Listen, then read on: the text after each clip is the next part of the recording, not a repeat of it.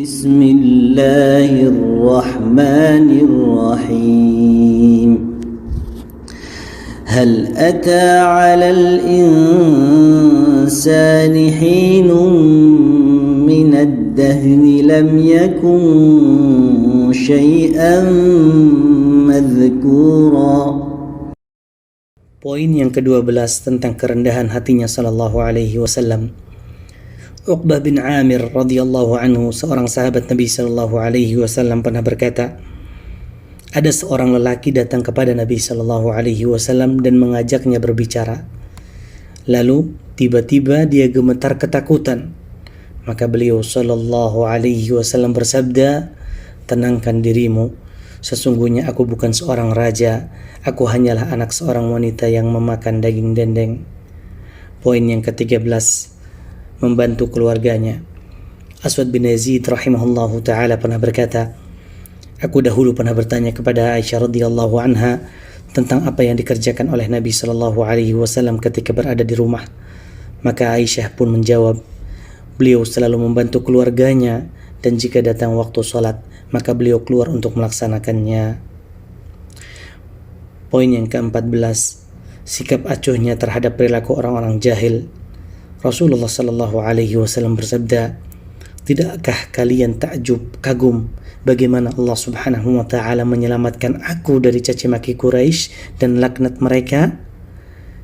Mereka biasa mencaci maki orang yang tercela dan melaknat orang yang tercela, sedangkan aku adalah Muhammad, orang yang dipuji.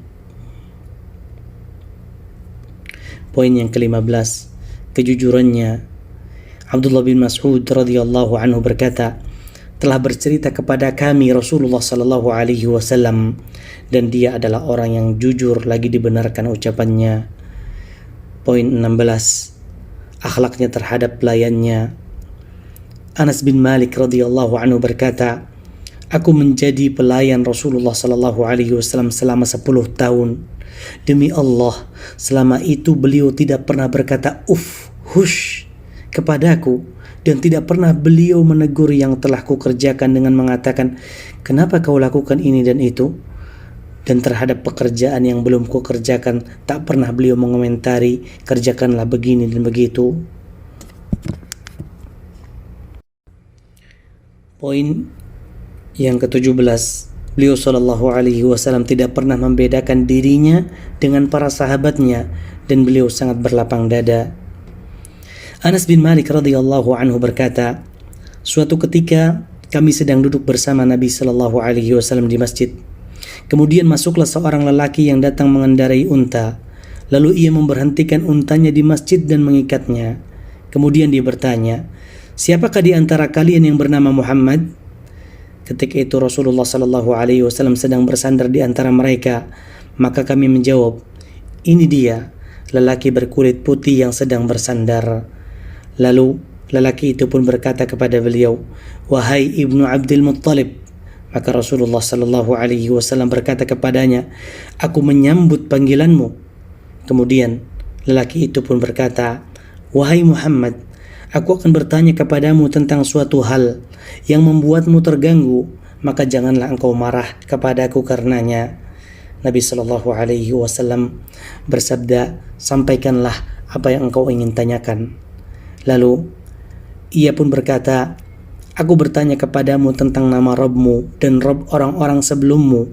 Apakah benar Allah yang mengutusmu kepada seluruh umat manusia? Lalu Rasulullah sallallahu alaihi wasallam menjawab, iya benar. Lalu ia berkata kembali, aku bertanya kepadamu demi Allah, apakah benar Allah yang memerintahkanmu agar kami mendirikan salat 5 waktu sehari semalam? Rasulullah sallallahu alaihi wasallam pun menjawab, iya benar. Lalu ia berkata kembali, aku bertanya kepadamu demi Allah, apakah benar Allah yang memerintahkanmu agar kami berpuasa pada bulan Ramadan setiap tahunnya? Rasulullah sallallahu alaihi wasallam pun menjawab, iya benar.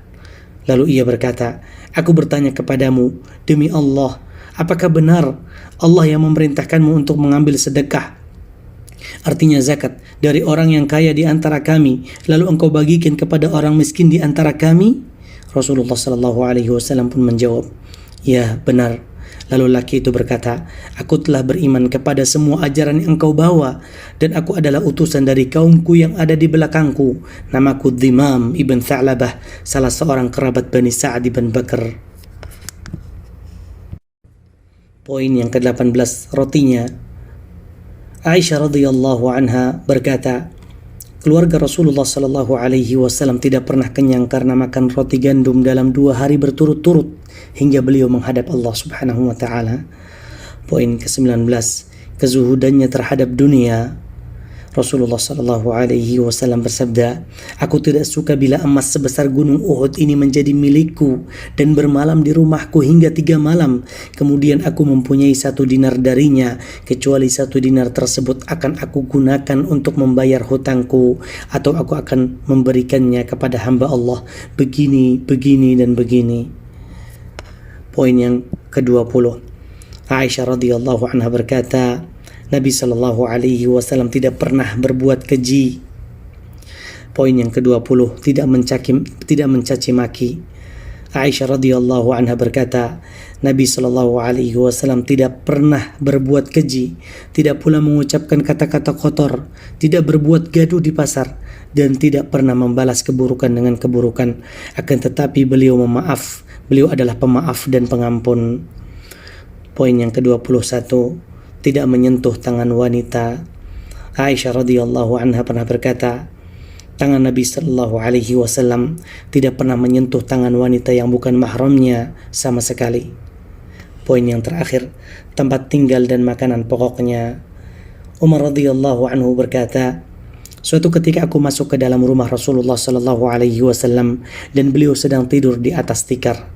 Aku pun duduk. Lalu beliau menurunkan kainnya dan beliau tidak memiliki selain kain tersebut. Aku melihat tikar tersebut membekas di tubuh beliau sallallahu alaihi wasallam. Lalu aku melihat lemari makanan Rasulullah sallallahu alaihi wasallam.